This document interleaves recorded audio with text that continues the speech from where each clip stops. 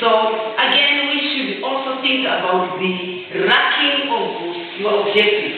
Which one comes first when we are talking about what we're going to be doing in connection of our financial plan? So we examine the objectives in connection of the availability or limitations of our resources. How much do we have? Can we afford to do this? If not, then we can sometimes reduce what we wanted to do in connection of financial planning. So this is all about looking into the financial objectives of our plan in the first step. So we go to the second step.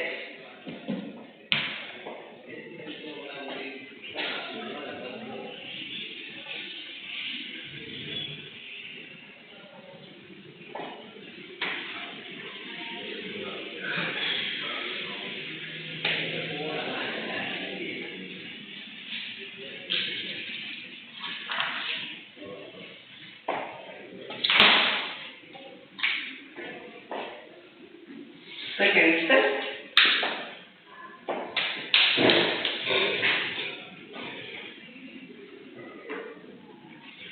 Gathering of data. Gathering of data.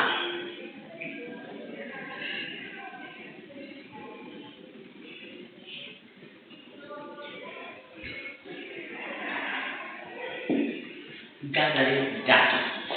That's the second step.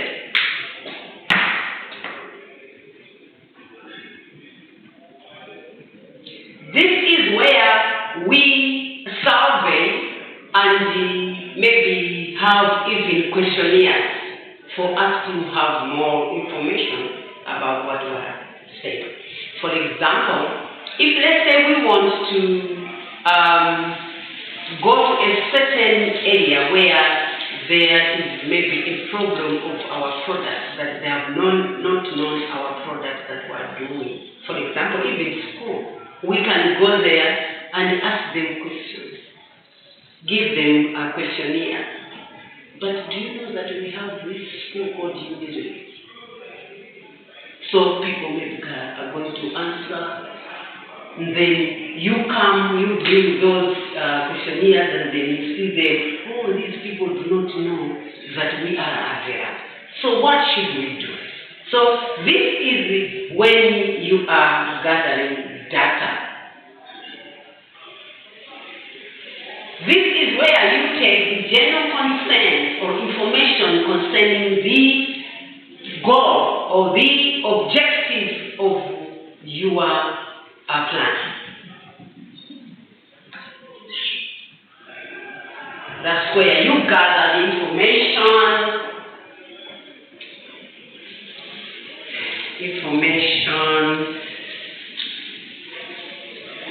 Of the objective.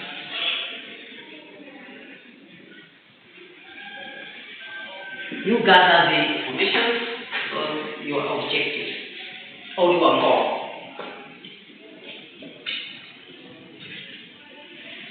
This you can look into the, let's say, lifestyle, health.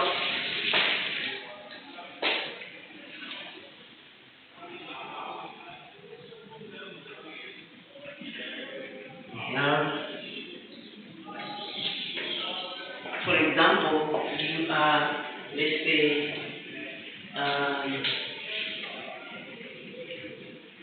you are producing, let's say, soap, and maybe those people maybe are already using the soap, and your plan is, let's say, to increase the amount of that soap. And then you go and gather that to say, for example, something is going to my branch.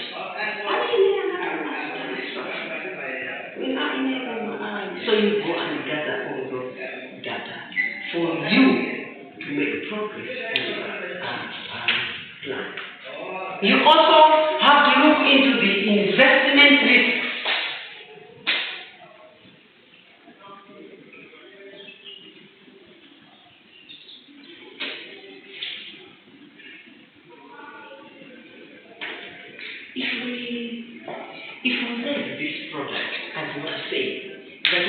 added other, let's say, oils to the soil. So if you raise price, are people going to buy? So these are some of the things that you are supposed to look into when you are planning, to say what are the issues of our investment. Maybe they are not going to buy again. They will say, then I will just buy the other soap than this one. This is very expensive. So when you are planning, you are supposed to think about all those.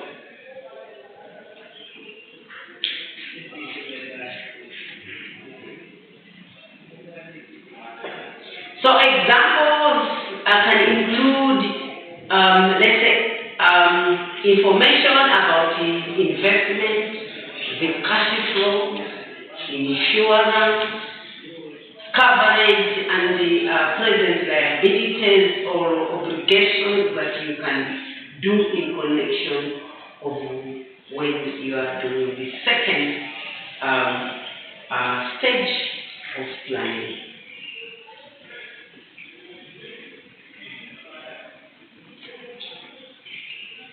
The third one is the analyzing the information gathered.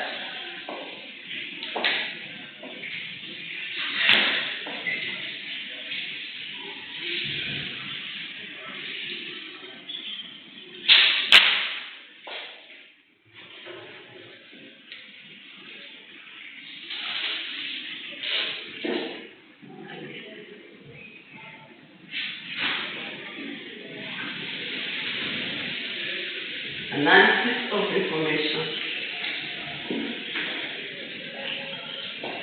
There, it means you think about the, let's say, taking the data, reviewing it, then you choose which one you want to take a step on them. The cash flows that you have already done in the second gathering of data, all those you are supposed to review them and look into what you can do. Reviewing of existing insurance policies if there's need of doing that in connection of your plan that you are thinking about, or even other legal regulations or legal requirements that you are supposed to review in connection of the third step of financial planning.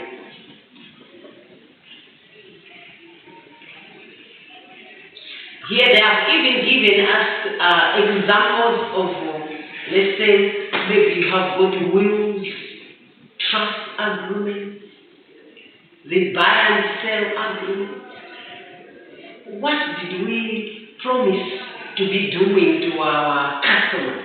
Once you buy the items, we'll deliver you free for this number of, let's say, kilometers away from the station. So all those are supposed to be looked into when you are doing the planning in connection of the third stage of planning or financial planning.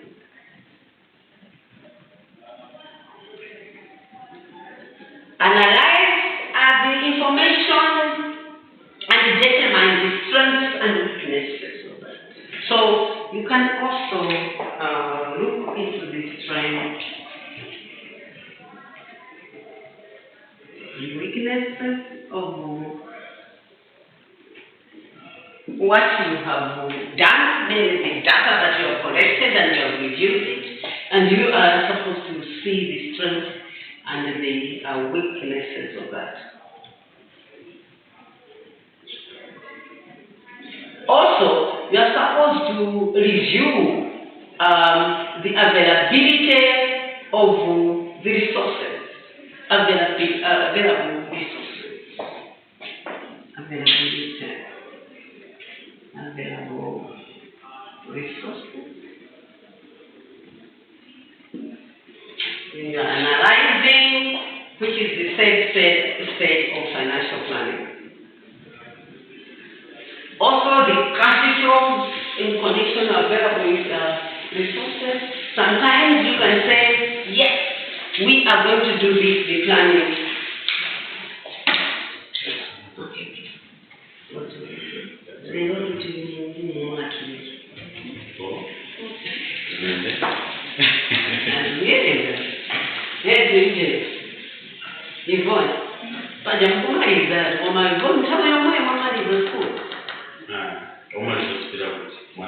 Yes, that's the beer and cheese. Yeah. But I want somebody come. Yeah, we just say People caravan. Good.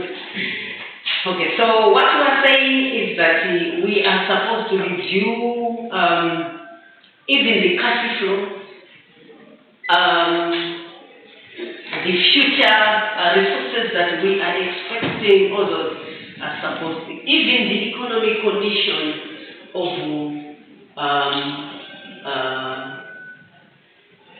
what is coming next. Because we can think about today, but tomorrow we don't know what can aspire. All those should be taken into account when we are analyzing the information that we have gathered in the second stage of financial planning. So, you as an aspect financial manager, you are supposed to have a role to examine the variable options for achieving the objective. So, also look into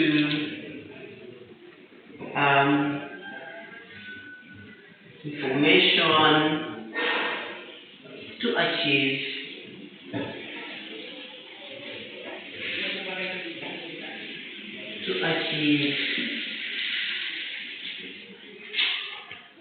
the objective.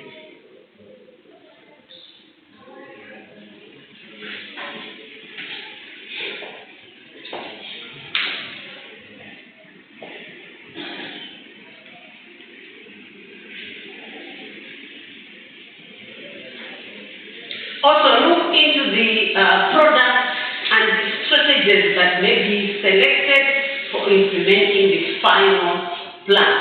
Look into products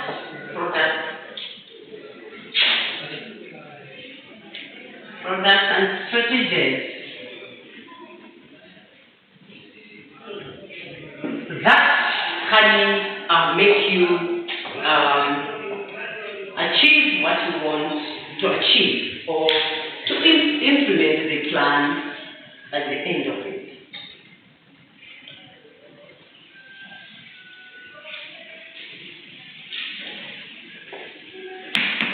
So the fourth of financial planning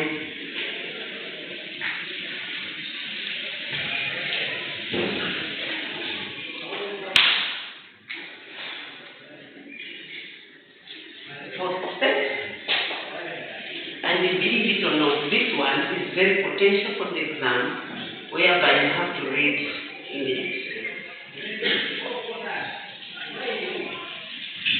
The fourth step is the recommendation.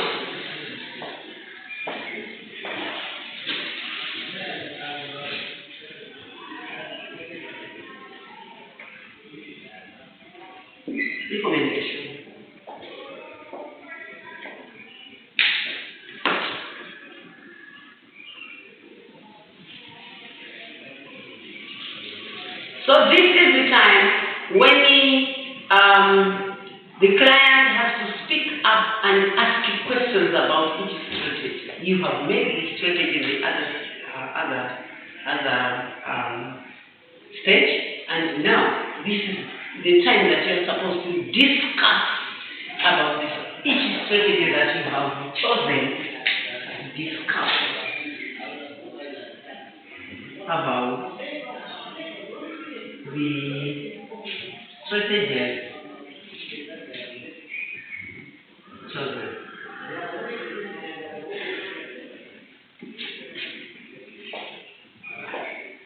So you, as a asset and financial manager, you are supposed to sit down with the client. Mind you, this is what we have done, and I want you, maybe we should discuss and ask me questions depending on what I have done.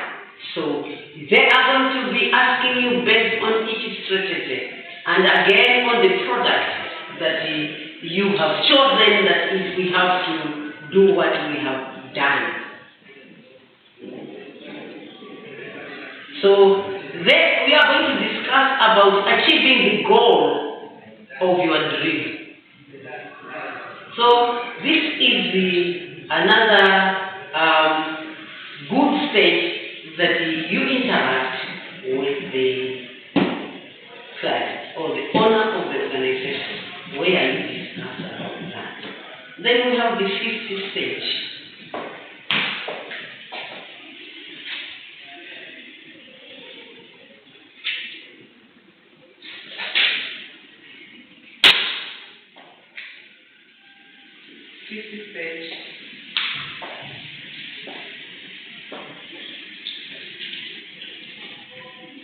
Implementation of the plan.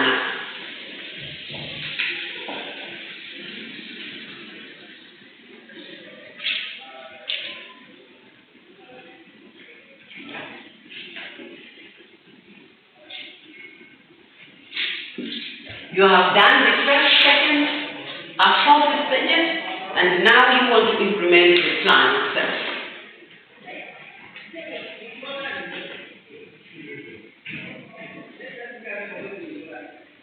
So now you are starting to pursue strategies that you have identified in the fourth stage. So you start using these strategies.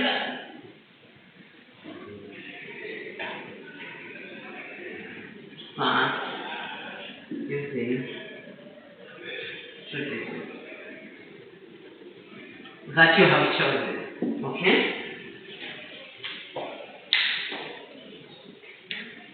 Maybe before we go ahead, what are strategies? Market strategies?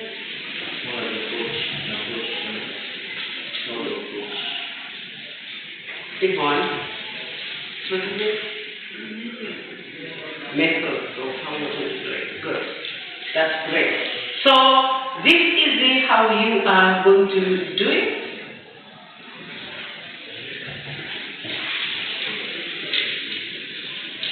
So you are going to do this, the products or services that you are going to do in the plan, separate from the design phase. You are just going to do it separate. For example, it's not the real money that you are going to do the plan separate. Just don't try it.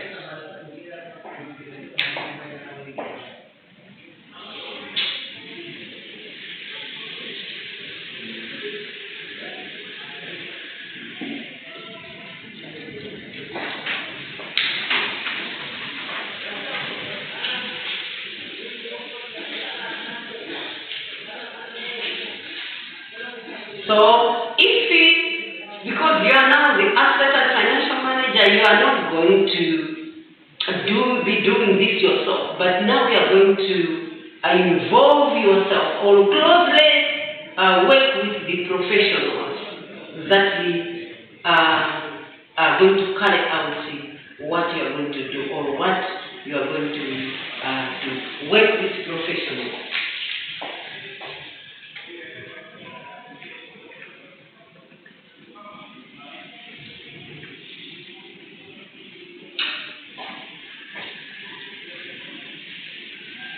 PG designer.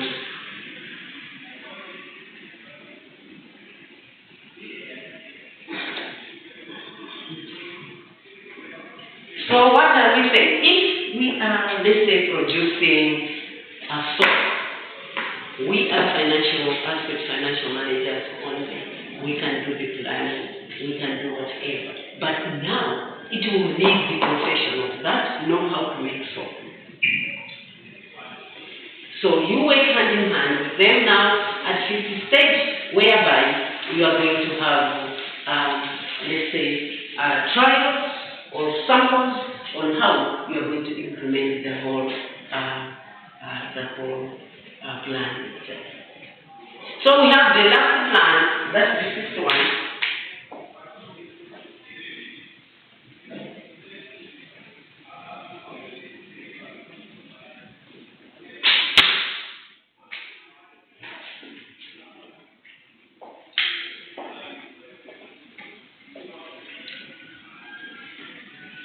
The sixth step is the monitoring.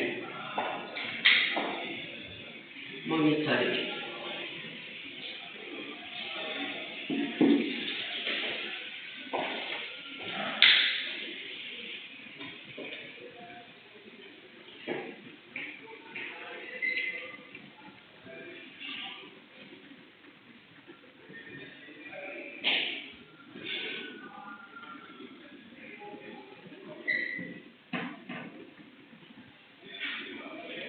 So in the monitoring, you can even, let's say, have periodical review.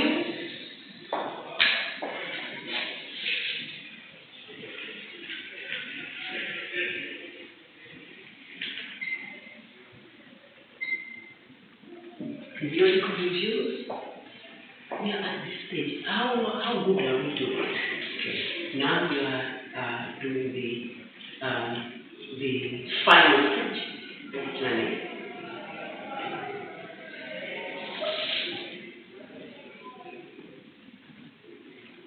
Evaluate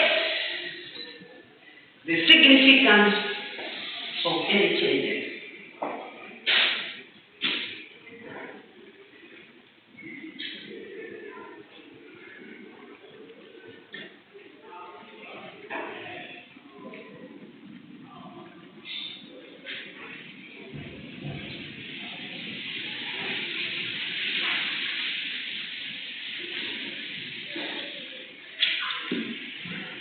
Evaluate if any changes are there.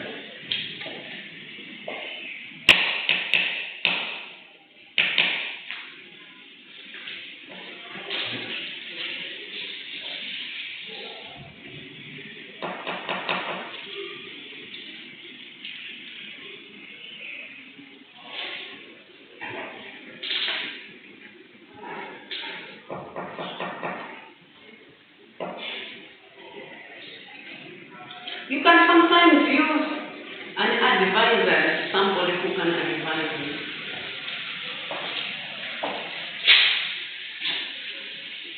At times, you advise.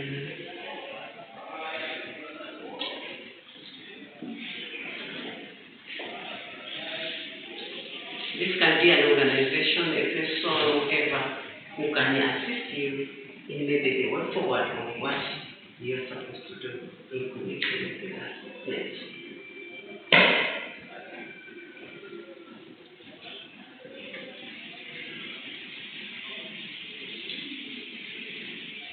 Sometimes you can have meetings.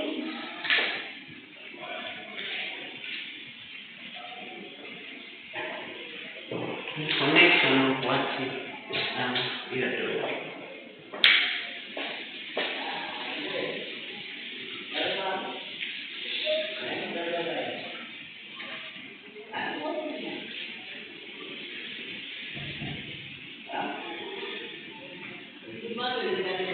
So what are the benefits of financial planning? As you have learned, what are the benefits? The benefits now in our head.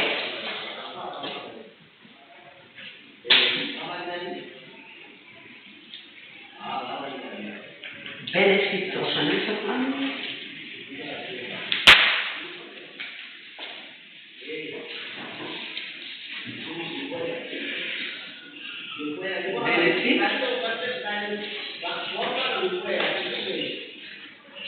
These are ours. We are going to tell ourselves here and then in the book I will write them. What you have learned about financial planning, what do you think are the benefits of financial planning? Brings order. Okay? To bring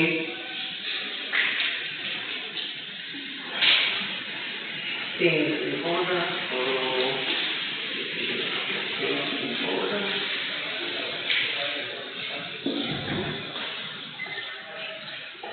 Improve operation. Come again? Improve operation. Okay, improve operation.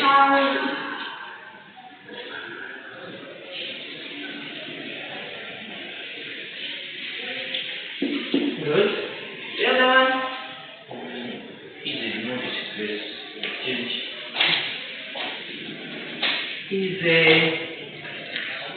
northeastern.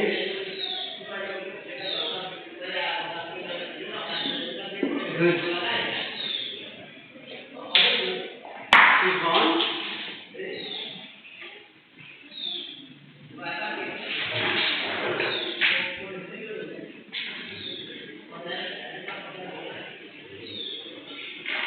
We are asset and financial managers. How is the financial plan going to assist us in our everyday duties?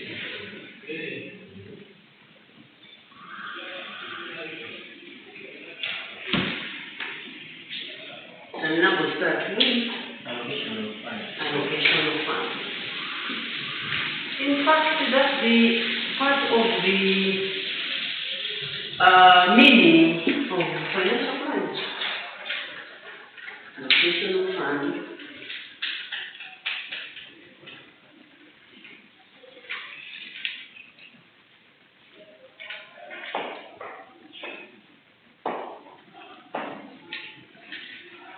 We are talking about financial planning. Budgets are things that we are going to be using in the future. So, projection.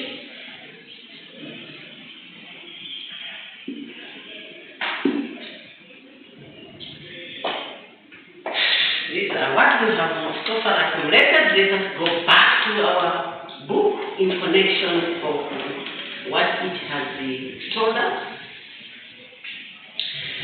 The first one, it identifies advanced actions to be taken in various areas. Advanced actions to be taken.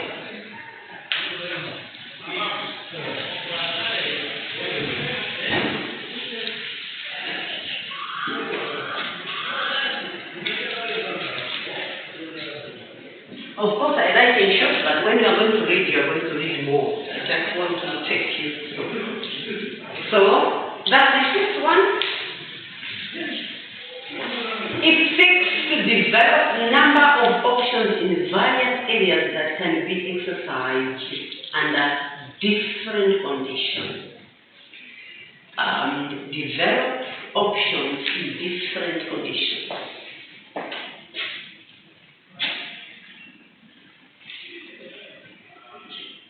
Develop what? Develop options.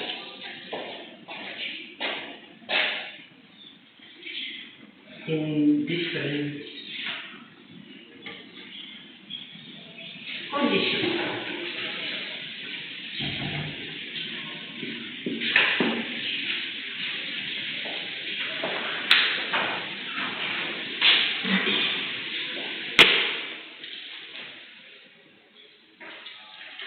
Facilitate a systematic explanation of interaction between investment and financing decisions.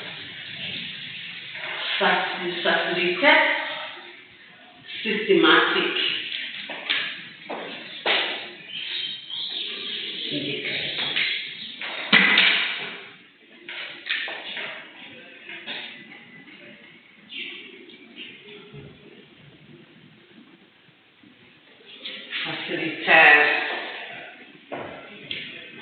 systematic interaction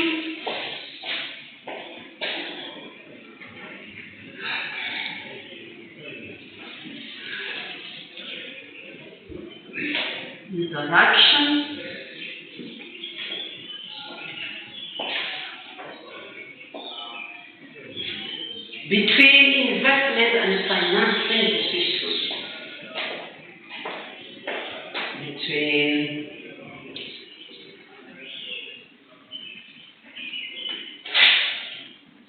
investment and financing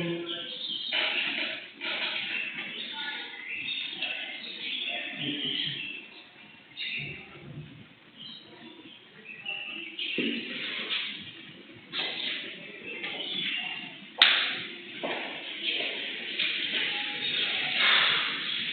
Clarify the link between present and future decisions.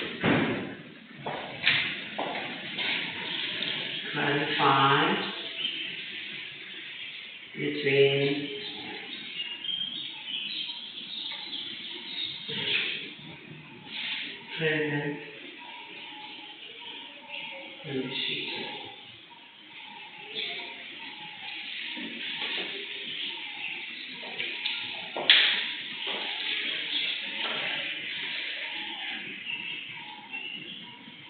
Again, focus what is likely to happen in the future and hence help in avoiding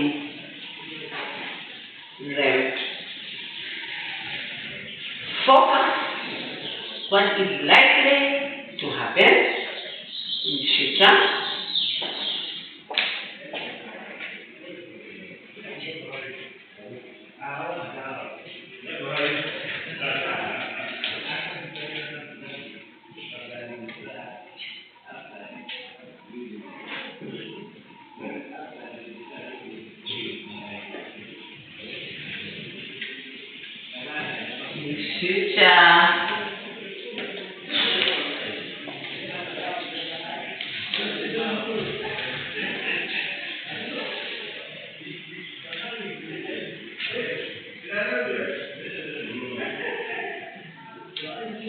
hence help avoid them.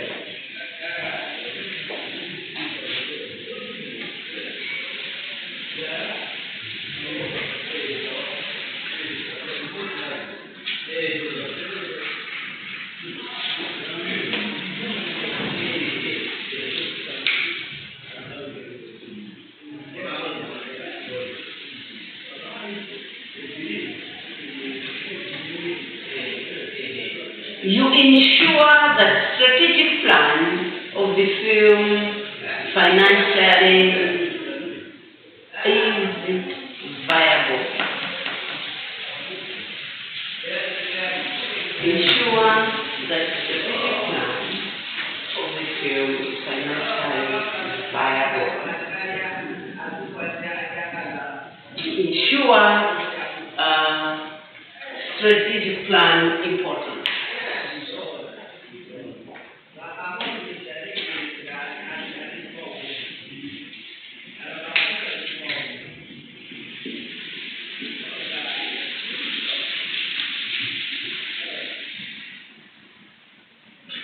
Strategic plan important.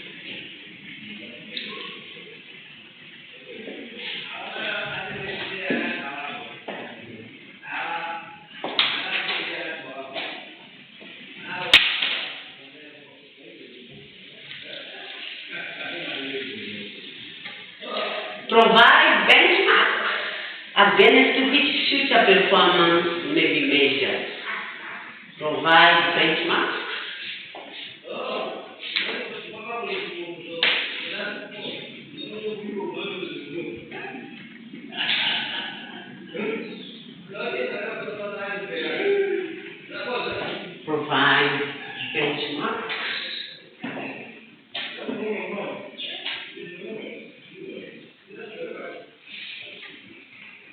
against future performance. Provide benchmark against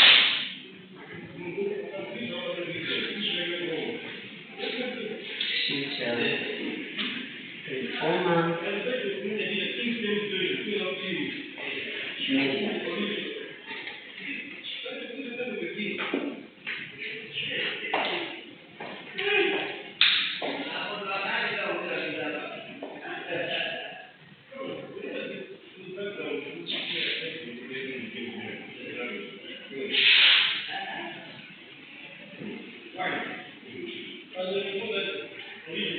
So if we go to financial planning, those are the benefits that we as financial managers are going to benefit out of that planning. We have only looked on financial planning. Now we go to financial forecasting. Financial forecasting.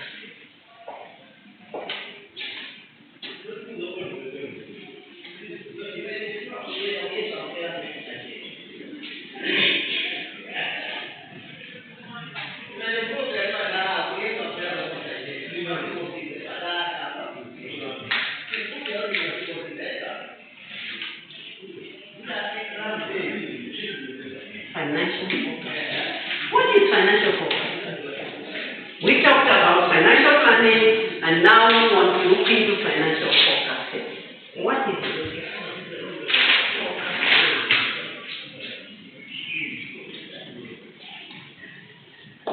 Martin?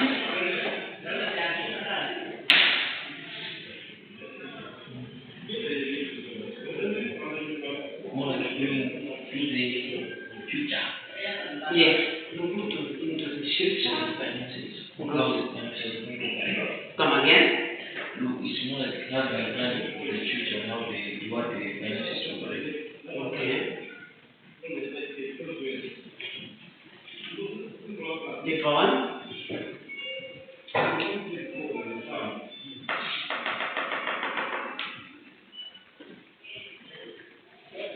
How can you explain financial forecasting?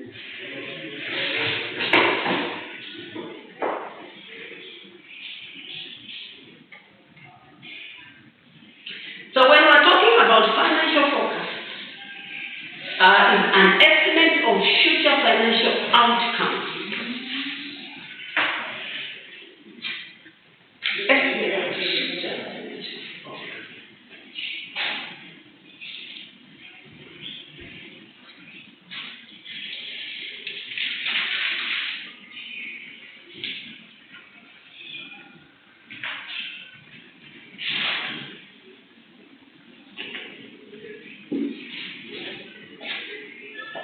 What you're going to do people?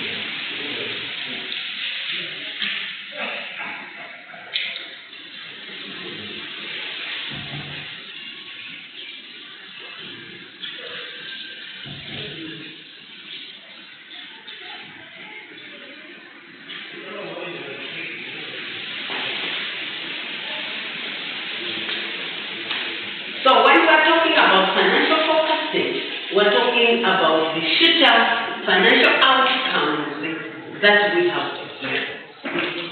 So those are some of the things that us as the financial managers are supposed to be thinking about the future of our company. This is by using historical internal accounting and sales data. By using internal accounting financial data.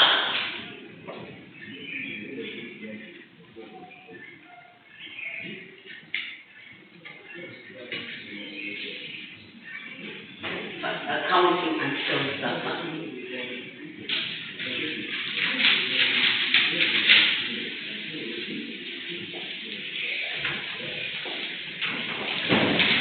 So when we're looking into the forecast of financial, as asset and financial managers, it means we are looking into what we have already done, and then we want to look into the same data that we have used, internal one, and then we look into the external market and economic conditions. We are supposed also to, by using historical internal accounting and sales data, in addition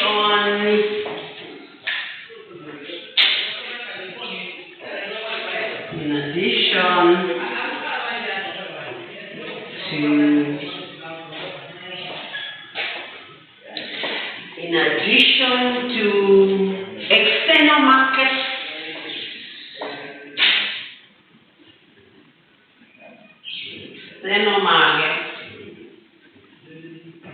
and economic conditions.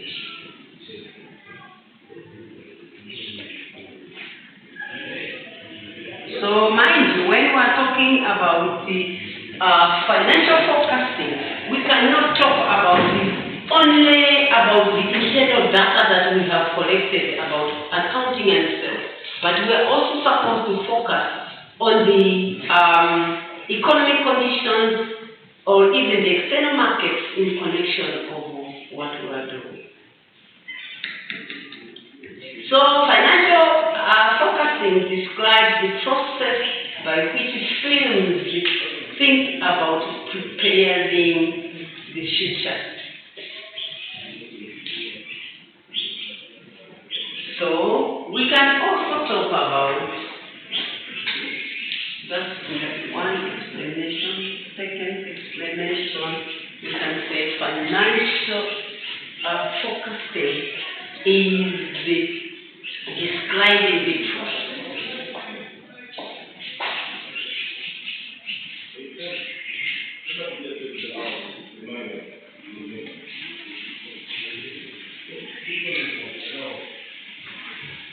Describing the process by which firms think about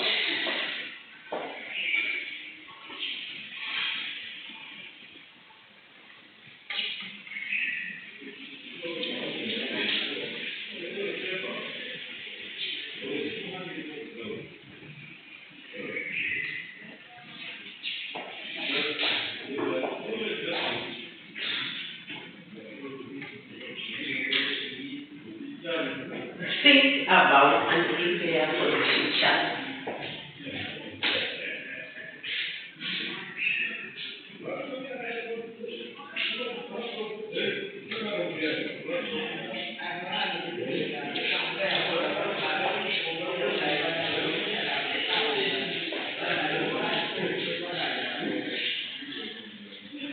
So I think the process provides the means for a firm to express its goals and priorities.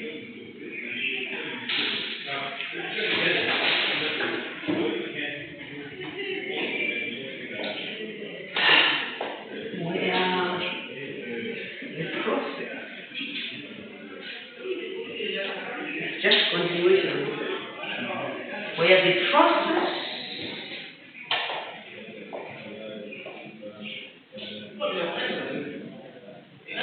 provides the means,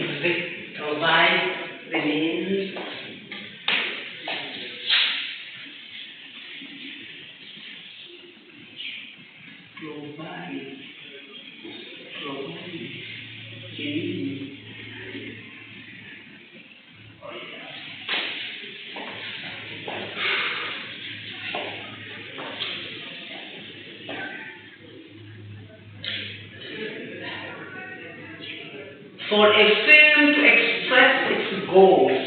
For a firm to express its goals. For a firm to express its goals and priorities.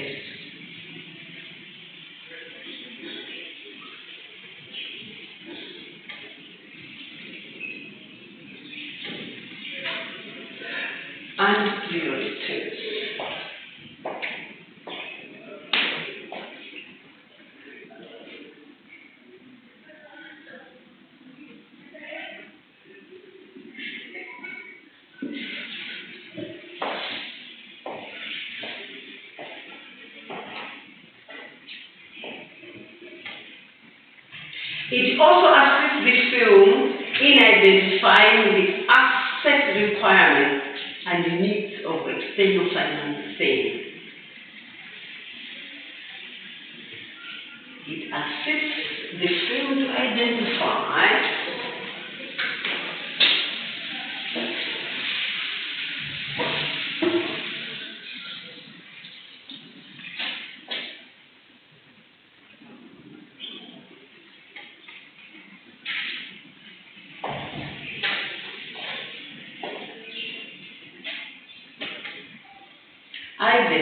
the asset requirements and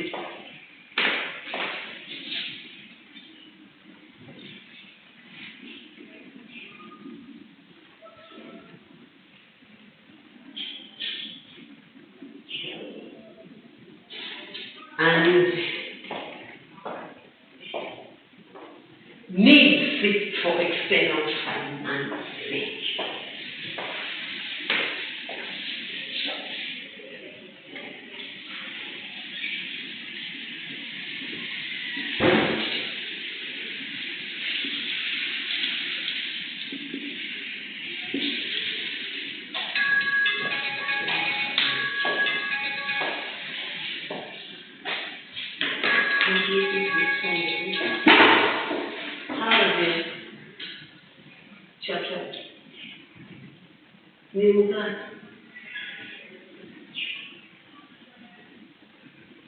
And you can get that because I'm almost out to go, 10 minutes to go. Thank you.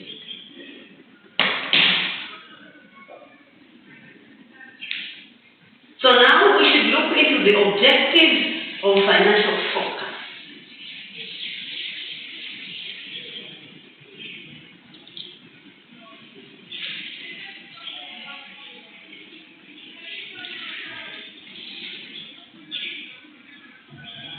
So they are telling us that unlike the financial plan or a budget, a financial forecast doesn't have to be used as a planning document. A financial forecast is used to estimate a company's success in the coming year.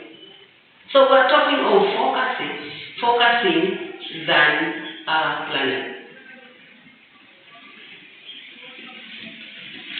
So, in our own thinking, what do you think is what are the objectives of financial forecasting? Objectives? Ours we're going to write there.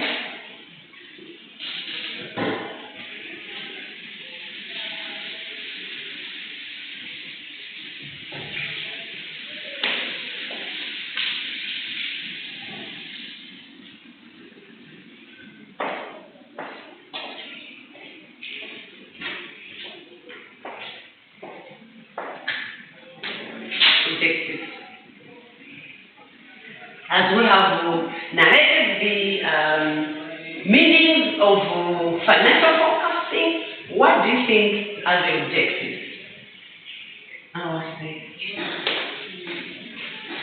Objectives of financial forecasting?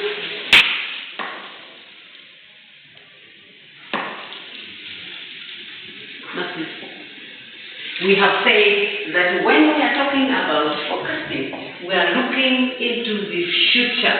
We are not talking about the budget, but we are thinking about the progress of our company in the near future, or the success of our company in the coming year, for example.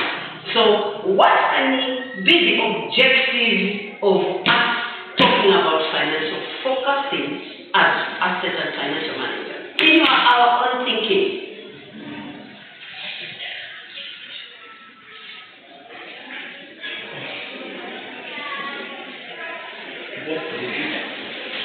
Come again? The plan for the future.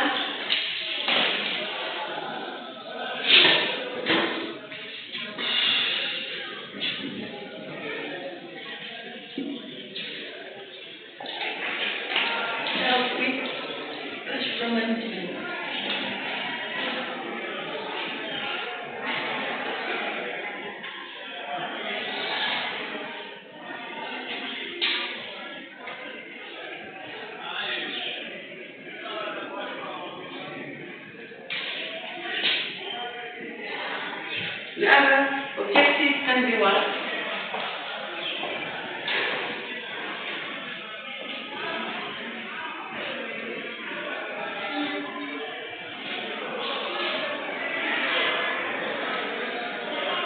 let's go to the main book as it tells us to reduce costs of responding to emergencies by anticipating the future occurrences. Reduce costs.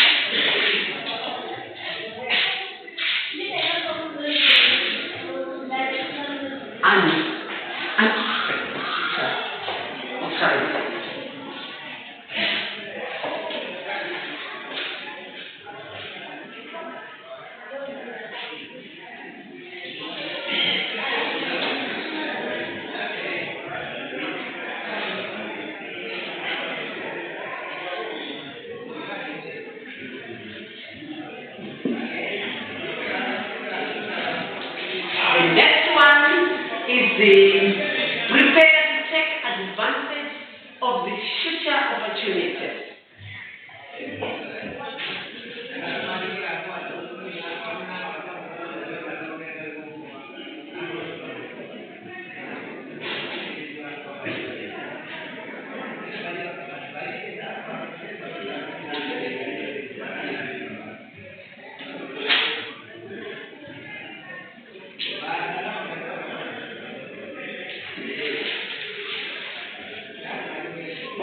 The other one is prepare contingency and emergency plans.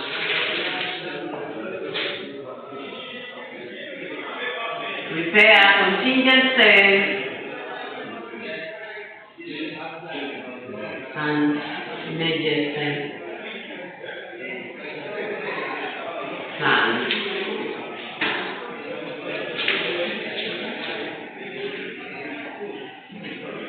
Prepare to deal with the possible outcomes.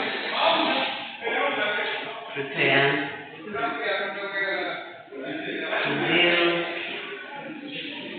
with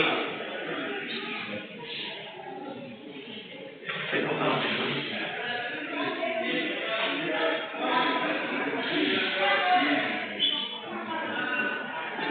So these are the objectives of financial forecast. As asset and financial managers, we are supposed to know these, and we should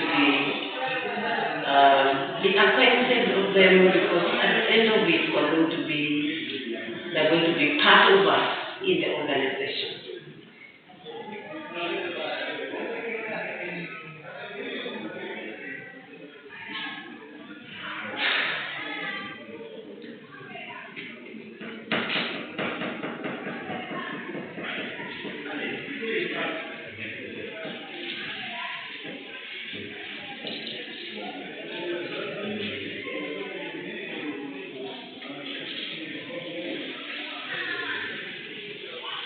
So we just have lived this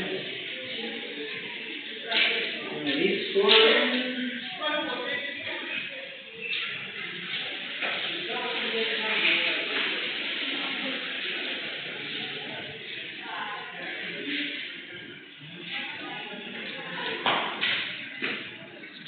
You are supposed to come in here. We are through. No, okay, good. So we next time have to start step